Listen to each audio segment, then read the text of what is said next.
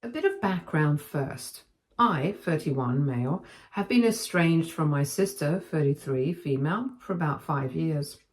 We had a massive fallout over something I still can't fully wrap my head around, but it boils down to her actions that completely upended my life.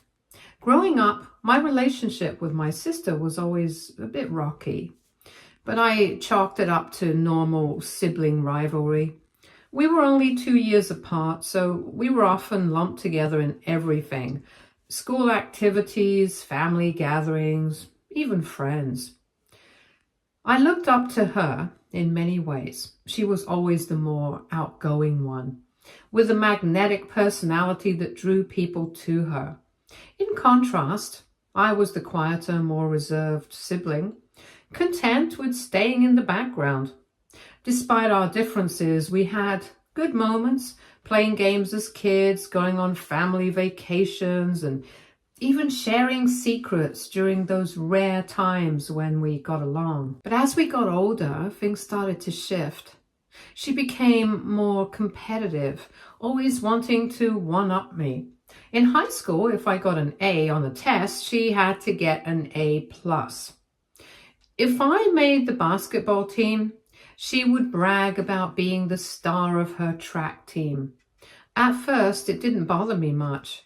I figured it was just her way of pushing herself. But over time, it started feeling less like sibling rivalry and more like something darker. She began to undermine me in subtle ways, making snide comments about my choices or downplaying my achievements.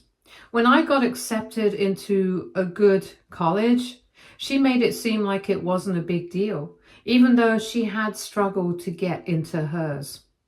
Our relationship became more strained as the years went on. I began to notice that she thrived on attention. And if the spotlight wasn't on her, she found ways to steal it. This dynamic followed us into adulthood, where I tried to distance myself from the constant competition, but she always found a way to drag me back in. Even though I tried to maintain a civil relationship, the underlying tension never really went away. I think a part of me always hoped that we could repair whatever was broken, that maybe one day we could be close like some siblings are. But after what she did to me, I knew that day would never come. It started when I was about to start a new job, a position I had been working towards for years. This wasn't just any job. It was a coveted role in a highly competitive field, the kind of opportunity people dream of but rarely get. I had poured my heart and soul into getting to this point. Countless late nights, networking, extra certifications, internships, you name it, I did it. This job was supposed to be the big break I needed to finally establish myself and build the career I had worked tirelessly for since college. I was excited, probably more excited than I had been in a long time. Everything seemed to be falling into place. My sister, however, didn't seem to share in my excitement. Looking back, there were small signs in the days leading up to my start date. Snide comments here and there, sarcastic jabs disguised as jokes. She'd say things like, "Don't get too comfortable, you know these things never last." Or, "I hope you can handle the pressure, not everyone can." At the time, I brushed them off, telling myself she was just being her usual self, always looking for a way to bring me down a peg. I didn't think much of it. That was until I got a call from the HR department of the company just days before I was supposed to begin. The tone of the woman on the phone was cold, formal, nothing like the enthusiastic voices I had heard during the interview process. She told me in no uncertain terms that the company had decided to rescind the offer. My stomach dropped. I couldn't understand what was happening. I asked her why, practically begging for an explanation. She hesitated for a moment before finally telling me that they had received an alarming email from someone claiming to be a concerned family member. The email, she said, had raised serious concerns about my character and past behavior. I felt like the ground had been ripped out from under me. I couldn't believe what I was hearing. When I asked for more details, she told me that the email outlined a series of lies, claims that I had a long history of substance abuse, that I had been in and out of rehab, that I had stolen money from my own family to fuel an addiction. It even said I had a criminal record related to these issues, which was absolutely untrue. Hearing those words felt like a punch to the gut. I had never struggled with addiction, never stolen anything in my life, and certainly didn't have a criminal record. My entire body went numb as I realized the gravity of the situation. The HR woman went on to explain that given the nature of the accusations and the seriousness of the position, the company had no choice but to withdraw the offer. There was no room for negotiation, no chance to clear my name. The decision was final. They had already moved on to the next candidate. After the call ended, I sat there in shock, unable to process what had just happened. How could someone make such claims about me? Who would even do such a thing? I was racking my brain trying to figure out where this could have come from when the thought hit me like a freight train. My sister. She was the only one who had the kind of personal knowledge that was twisted and warped in that email. And deep down, I knew she was the type to pull something like this if she felt like I needed to be taken down a notch. My immediate reaction was to confront her. I drove to her apartment, storming inside without even knocking. I could feel my pulse pounding in my ears, anger coursing through every part of me. When I confronted her, the look on her face told me everything I needed to know. She didn't deny it. In fact, she didn't even seem surprised that I had figured it out. Her response was as cold as it was infuriating. She admitted to sending the email, but in her mind, she wasn't at fault. I was just trying to help, she said, like that made any sense at all. When I asked her why on earth she would do something so cruel, she just shrugged and said, "You were getting too arrogant about it. You needed a dose of humility. You're not as special as you think you are." I was floored. Arrogant? I wasn't being arrogant. I was excited. Proud even. After all those years of struggling and working hard, I finally had something to show for it. And instead of being happy for me, instead of supporting me like family should, she had decided to rip it all away. She had sabotaged me, ruined my reputation with that company, and destroyed a once-in-a-lifetime opportunity, all because she thought I needed to be humbled. I demanded an apology. She just laughed. "You'll thank me one day," she said dismissively, like this was some sort of lesson I was supposed to learn. I remember staring at her, dumbfounded, realizing that the person standing in front of me wasn't someone I could ever trust again. She didn't care about what she had done. To her, this was no big deal. She shrugged it off as if losing a career-defining job was something I should just get over. But I couldn't just get over it. That job wasn't just another gig. It was my future. The dream I had worked so hard to achieve was ripped away from me in an instant, and the person responsible for it didn't feel an ounce of remorse. I walked out of her apartment that day and never looked back. From that moment on, I cut contact with her. My parents, while initially sympathetic to my side, began urging me to forgive her over time. According to them, family is everything, and they couldn't bear the idea of us being estranged. I, however, couldn't move past the betrayal. It wasn't just a job. It was that she intentionally tried to wreck my life, then didn't care. That's not someone I want around me, let alone at one of the most important days of my life, my wedding. Fast forward a few years and I met my now wife, 29, female. We got engaged after 3 years of dating, and the wedding planning began. My relationship with my parents remained complicated. While they were happy for me, they constantly pushed for reconciliation with my sister. They wanted me to invite her to the wedding despite everything. They even pulled the "she's family" card every chance they got. My fiancé was supportive of my decision not to invite her, understanding that this was my choice. Still, my parents kept pressuring me. Eventually, I had enough, and I told them straight up that I wasn't going to invite her, and if that meant they didn't want to come, then I'd understand.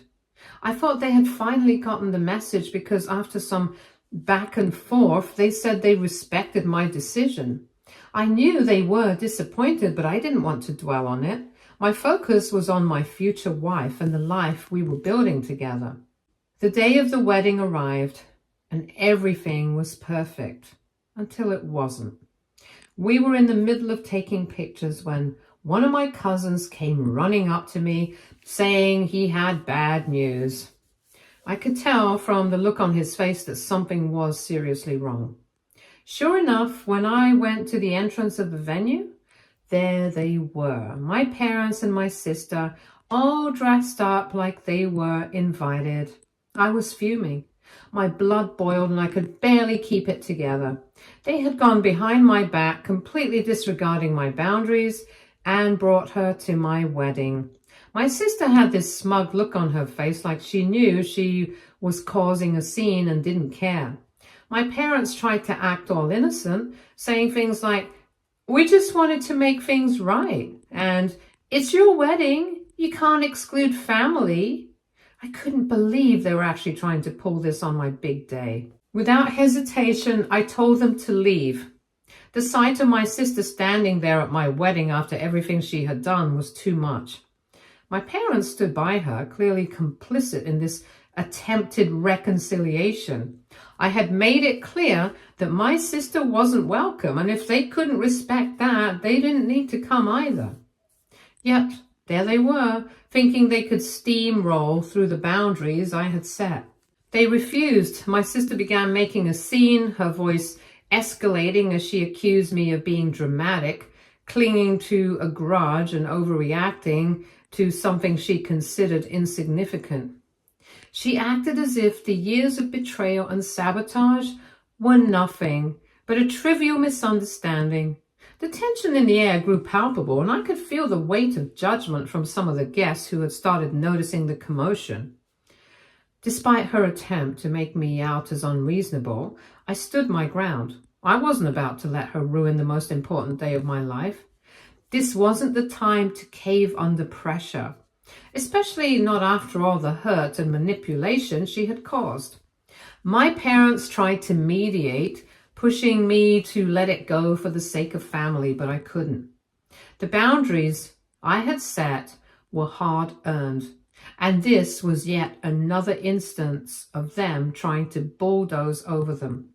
Years of resentment built up in my chest as I pulled out my phone and dialed the police. Calling the cops on my own family wasn't something I ever imagined doing, but I knew I had to do it. I explained that uninvited guests were attempting to crash my wedding, and within minutes, the police arrived. Seeing the officers walk up to us felt both surreal and relieving. My wedding had already been tainted by this confrontation, but at least now it could be handled. I had expected this to be a brief, awkward exchange, something the officers could smooth over quickly so I could move on with my day. They approached with calm professionalism and asked my parents and sister to leave. My parents were reluctant but seemed to understand the seriousness of the situation. My sister, however, was a different story. Instead of complying, she dug her heels in, arguing with the officers and refusing to leave. The volume of her voice rose and she began making a spectacle of herself. Her refusal to comply only escalated the situation, drawing even more unwanted attention from my guests. At that point, things took an unexpected turn. One of the officers, after speaking into his radio, approached my sister with a more serious demeanor. It wasn't just about her refusing to leave anymore. When they asked her for identification, I could sense something had shifted.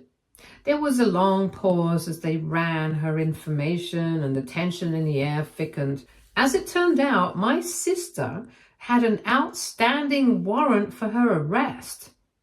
I had no idea, and judging by the stunned look on my parents' faces, they didn't either. Apparently, she had been involved in some sort of fraud scheme a few years ago, scamming multiple people out of money using fake identities. What I had assumed was just a family dispute suddenly transformed into something much more serious. The officers moved quickly, placing her in handcuffs as she protested and struggled. She tried to maintain her defiance, but it was clear that this situation had spiraled far beyond her control. I stood there watching as they led her towards the police car, her face a mixture of shock and rage. My parents were frantic, pleading with the officers to let her go, but her words fell on deaf ears. When my father physically tried to intervene and my mother grabbed onto my sister, things escalated even further. The officers warned them to step back, but they didn't listen. In their desperation, they made things worse. What should have been a simple ejection from the premises turned into an arrest for obstructing justice. Both of my parents were handcuffed as well, their pleas drowned out by the chaos unfolding around us. I stood there, watching as all three of them, my sister, my mother, and my father, were loaded into police cars. It was surreal, seeing them carted off in front of my wedding guests, all because they couldn't respect my boundaries. A mix of emotions flooded through me. I wasn't surprised, not really.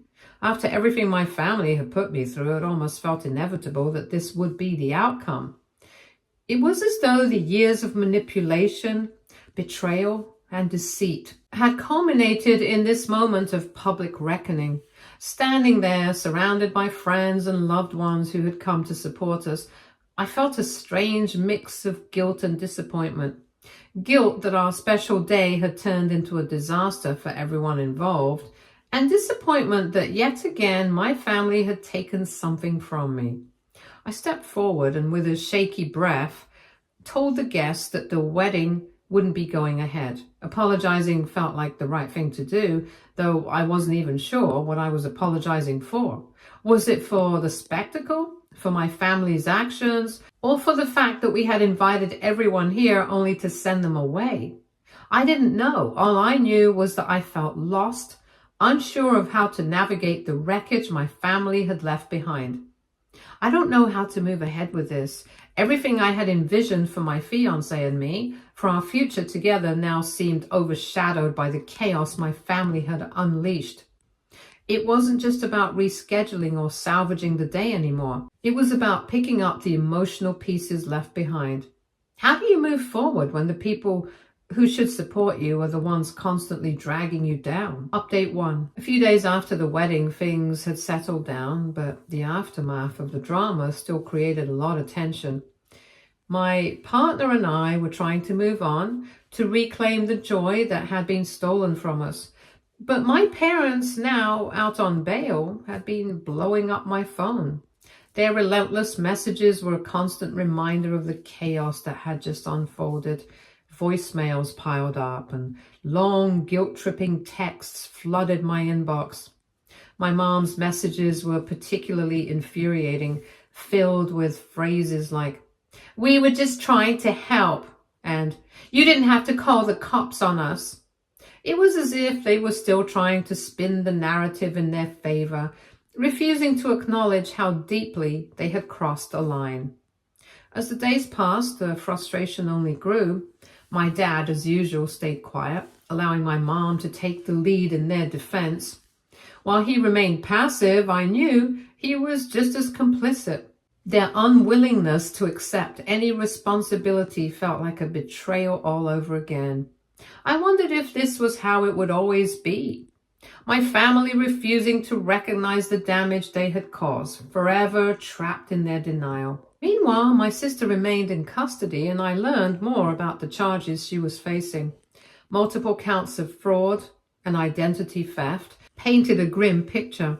Each piece of news cut deeper. I didn't know the full extent of her crimes, but the more I uncovered, the more I realized how long this had been going on for. Everything was so tangled, and the realization that she was potentially facing serious prison time was unsettling. Part of me felt a flicker of sympathy. After all, she was still my sister. But then the memories flooded back, the lies, the manipulation, the way she had consistently undermined me. It was a pattern, and now she was finally facing the consequences of her actions. While all of this goes on, my fiancé became my rock. She was there for me every step of the way, always ready to listen as I vented my frustrations and fears. We spent long evenings talking about how to handle my family moving forward, going over every possible scenario. It became clear that cutting them out, at least for the foreseeable future, was the best option for our mental health. We needed to create a space free from the chaos they constantly brought into my life. But even that decision didn't come without its complications. One evening, while we were having dinner, I received a call from an unknown number.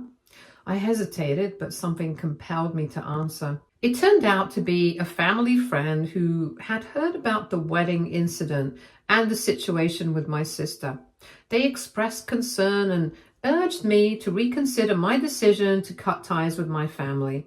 Hearing that kind of pressure honestly made my stomach churn. It was as if the entire community was caught in the drama, and I suddenly felt exposed and vulnerable to their opinions. The following day, I received an unexpected visit from my parents. They showed up unannounced. I had hoped that giving them space would allow some of the tension to dissipate, but they seemed determined to confront me. My mom's face was a mask of indignation as she entered our home. She launched into a tirade about how we were being unreasonable, how I was supposed to forgive and forget. My dad remained silent, an observer of the chaos that was unfolding yet again. That confrontation spiraled into a heated argument. I tried to explain my perspective, to explain why their actions had been so harmful, but it felt like talking to a wall. They didn't want to hear it. Instead, my mom insisted that we should all be able to move on as if everything could simply be brushed aside. It was exhausting, and I found myself fighting against their attempts to manipulate the narrative once more. As they left, I was so furious. How could they be so blind to the impact of their actions? In the following days, we made a conscious effort to shift our focus away from all this turmoil and to embrace the life we wanted to build together. We started planning a small getaway, something to celebrate our union away from the chaos. It was a much needed distraction, a chance to reconnect without the constant reminders of my family's interference. Ultimately, the decision to step back from my family felt necessary, but it also left me with a sense of loss. I had hoped for a different kind of family experience, one where we supported each other instead of tearing each other down. Now, as I looked ahead, I realized that rebuilding my life meant learning to accept that my family might never be what I always wanted. It was a painful truth, but I knew it was the first step towards reclaiming my happiness. Update 2. It's been about a week since the wedding incident, and I'm still processing everything that happened. Each day feels like a mixed bag of emotions, relief, sadness, anger, and a strange sense of freedom. I've come to the realization that my relationship with my parents is beyond repair, at least for now. After the wedding debacle, I thought they'd finally see the gravity of their actions, but no. They've doubled down, insisting that I overreacted and that calling the cops was too extreme. According to them, the family should never involve the police no matter what. I strongly disagree. The reality is that they have continuously crossed boundaries, and I refuse to accept their narrative any longer. During the last few days, my parents tried to rally extended family members to their side. I received a couple of calls from my aunts asking if there was any way I could mend things with my parents. I could feel the pressure building, the expectation that I should simply forgive and forget.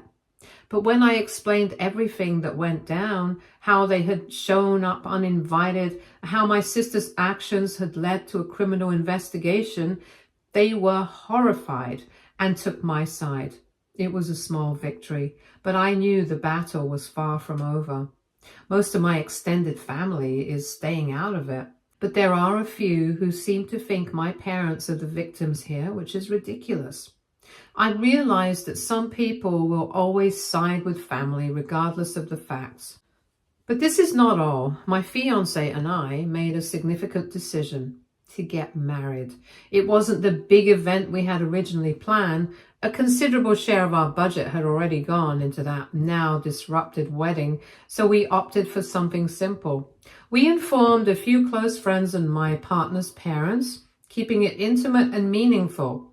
It felt right to take this step together, to solidify our commitment in a way that felt genuine and free from the noise of my family's drama. On the day of our small ceremony, the atmosphere was surprisingly calm. The sun was shining, casting a warm glow over the garden where we exchanged our vows. It felt surreal, standing there with my partner, the world around us fading into a blissful haze. I could see the joy in their eyes, and for that moment, nothing else mattered. We promised each other love, support, and understanding, vowing to face whatever challenges lay ahead together.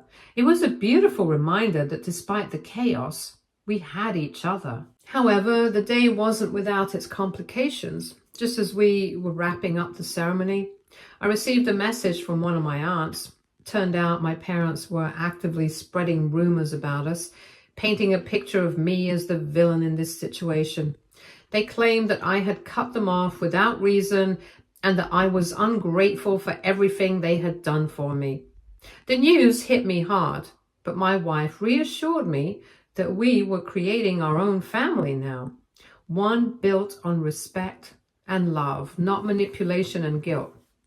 As the days went by, we settled into married life, enjoying the little things, cooking together, watching movies and dreaming about our future. But the specter of my family still loomed large. I was constantly bombarded with messages from my parents trying to guilt trip me into seeing them. They even suggested my decision to marry without them was a betrayal, further proving their unwillingness to understand the damage they had caused. In the midst of this, I kept hearing updates about my sister. Her case was progressing, and from what I gathered, the evidence against her was pretty damning.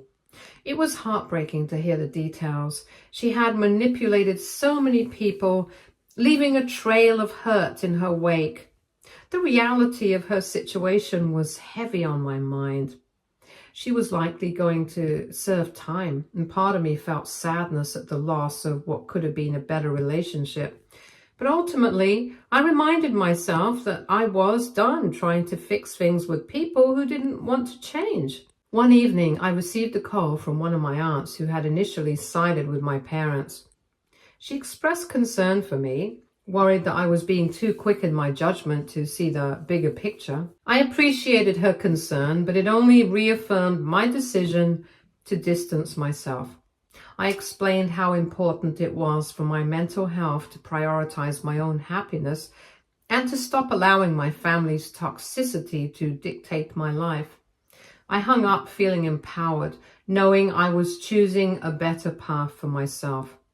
As we moved forward in our new life as a married couple, I began to realize that while my family's actions were painful, they had also provided a clarity I hadn't had before. I was learning the importance of boundaries, the necessity of self-preservation, and the value of surrounding myself with people who truly supported me. My partner was my anchor through all of this, reminding me that we had a bright future ahead, one that didn't include the chaos of my past. Life was starting to feel more hopeful, but I knew I had to stay vigilant. The path to healing would be long, and while I may not have answers for everything, I was committed to carving out a space where I could thrive, far from the shadows of my family's dysfunction. Update 3. It's been a few more days, and I think I'm finally ready to move on from this whole mess. My wife and I are focusing on our future together, and we've started planning a small getaway as our honeymoon to decompress after all the wedding drama. It feels good to have something positive to look forward to. I'm still getting occasional messages from my parents, but I stopped responding for a while. They made their choice and I made mine. My sister's legal troubles are ongoing, and it looks like she'll be facing a significant amount of prison time. It's a strange feeling knowing that a member of my family is going to jail, but at the same time, I can't say I'm surprised. She's been walking a dangerous path for years. And this was bound to happen eventually. With all this weighing on me, I decided to have one final meeting with my parents. I didn't expect them to suddenly understand my side, but I wanted them to know that I was starting a new life. When we met, I could tell they were exhausted by the whole mess. My sister's mistakes had clearly taken a toll on them as well. They looked worn out, and it felt like they were carrying a heavy burden. We sat down in a quiet cafe, and I tried to explain my feelings. I talked about how their actions hurt me, how I couldn't keep living in that chaos. They didn't say much at first, just looked at me with tired eyes. I saw a hint of regret on their faces, but I knew they wouldn't fully admit it. They still held on to their beliefs about family, but I felt like we were all stuck in a loop, unable to break free. After a while, my mom spoke up, saying she wished things could go back to normal. I realized then that their idea of normal was very different from mine. I wanted a healthy relationship, one built on trust and respect, and I could see they were still stuck in their ways. As I left that meeting, I felt a mix of emotions. It was sad to see them in such a state, but I also felt a sense of relief. I had tried to reach out, and now I was ready to let go. In the end, I've learned that family isn't just about blood, it's about trust, respect, and love. My parents and sister violated all those things. And while it's painful to cut ties, I know it's the right thing to do. My wife and I are building our own family now, one based on mutual respect and understanding, and that's all that matters. We're excited for our future together, free from the chaos of my past. For anyone else dealing with toxic family members, my advice is this: don't let guilt or obligation keep you in a harmful situation. You deserve peace and happiness, even if that means walking away from people who are supposed to love you. It's not easy, but sometimes it's the only way to protect yourself. As I look ahead, I feel hopeful. We're starting fresh, and for the first time in a long while, I can see a bright future waiting for us. Stay tuned for more stories from our girl relationships.